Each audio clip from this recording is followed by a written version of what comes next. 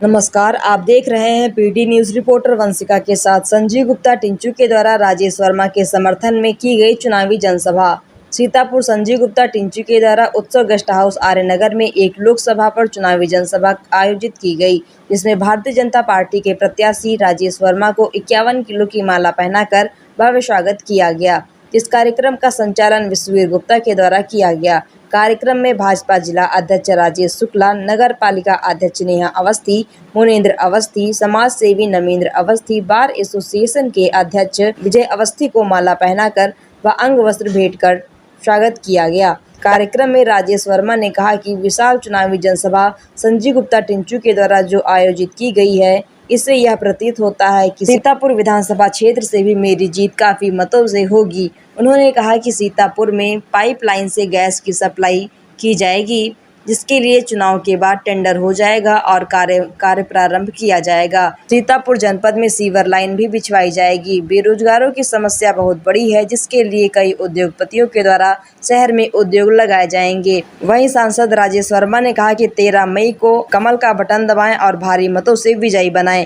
कार्यक्रम में आशीष गुप्ता, संतोष गुप्ता, आनंद गुप्ता, रिजवान, केसी लाला, अमरजीत सिंह, अमरदीप सिंह, राकेश शुक्ला, संजय मिश्रा, अनूप वाजपेयी, धीरज पांडे, राकेश गुप्ता, प्रदीप गुप्ता, प्रदीप अग्रवाल, डॉक्टर खन्ना आदि हजारों लोग कार्यक्रम में मौजूद रहे। कमल के फूल को देना है कि उसका निशान बिल्कुल लगे कि आज भारी मतों से विजयी हुआ। जितने भी लोग आए, सभी को मैं कोट धन्यवाद और प्रणाम करता हूँ और आप लोगों से अंतिम बार आह्वान करता हूँ, 13 तारीख को कमल के फूल पर इतनी भारी मात्रा में मतदान करवाना कि आदरणीय संसद जी को 4 लाख मतों से विजयी बनाना। धन्यवाद, बहुत बहुत धन्यवाद। आज के कार्यक्रम के आयोजन टिंचू जी हमारे छोटे भाई होगा, क्योंकि आदरणीय सांसद जी का समय बहुत महत्वपूर्ण है। मैं आपसे केवल एक बात कहने आया हूँ यहाँ पे कि भारतीय जनता पार्टी केवल चुनाव जीतना नहीं चाहती। भारतीय जनता पार्टी केवल चुनाव जीत करके अपने आप को आगे बढ़ाना नहीं चाहती। भारतीय जनता पार्टी चुनाव जीत करके एक सक्षम भारत, एक वैभवशाली भारत बनाना चाहती है और इसलिए भारतीय जनता पार्टी चुनाव करती है और इसलिए हम सब भारतीय जनता पार्टी के कार्यकर्ता उसमें लगते हैं।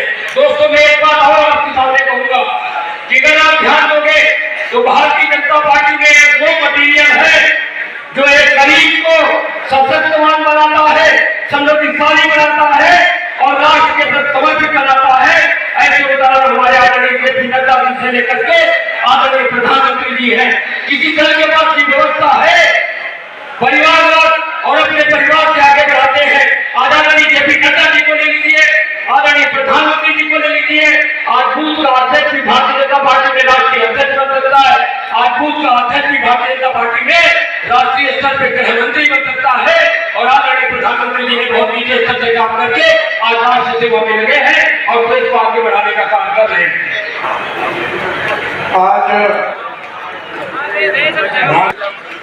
आयोजित आज की इस जनसभा में महत्वपूर्ण बैठक में आज के कार्यक्रम के आयोजक श्री टिंचू गुप्ता जी, आज टिंचू भैया ने एक कार्यक्रम आयोजित करके मुझे आशीर्वाद देने का जो काम किया है, उससे निश्चित रूप से मुझे एहसास हो रहा है कि सीतापुर विधानसभा भी ऐतिहासिक जीत की तरफ अग्रसर हो रही है।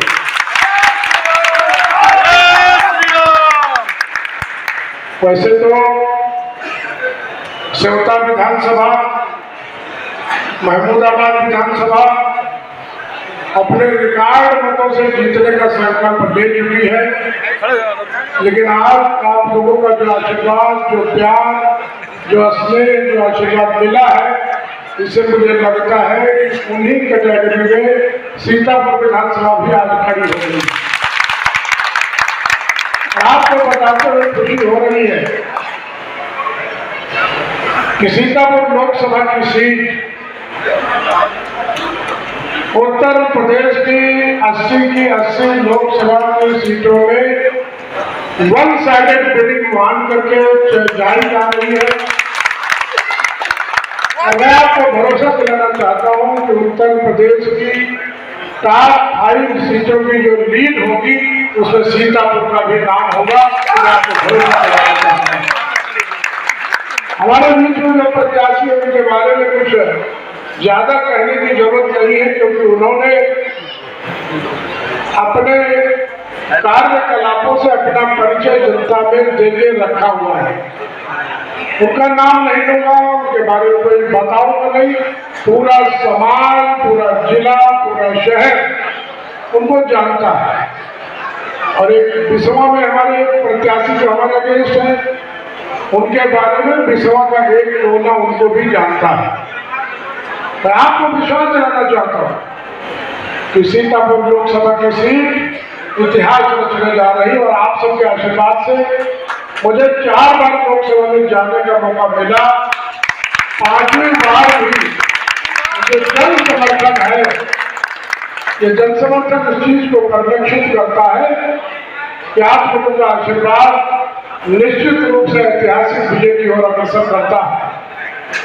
अभी 4-5 दिन पहले हमारे देश के यशस्वी गृह मंत्री आदरणीय अमित शाह जी लहरपुर में एक विशाल जनसभा को संबोधित करते हुए मुझे आशीर्वाद देने का काम किया था।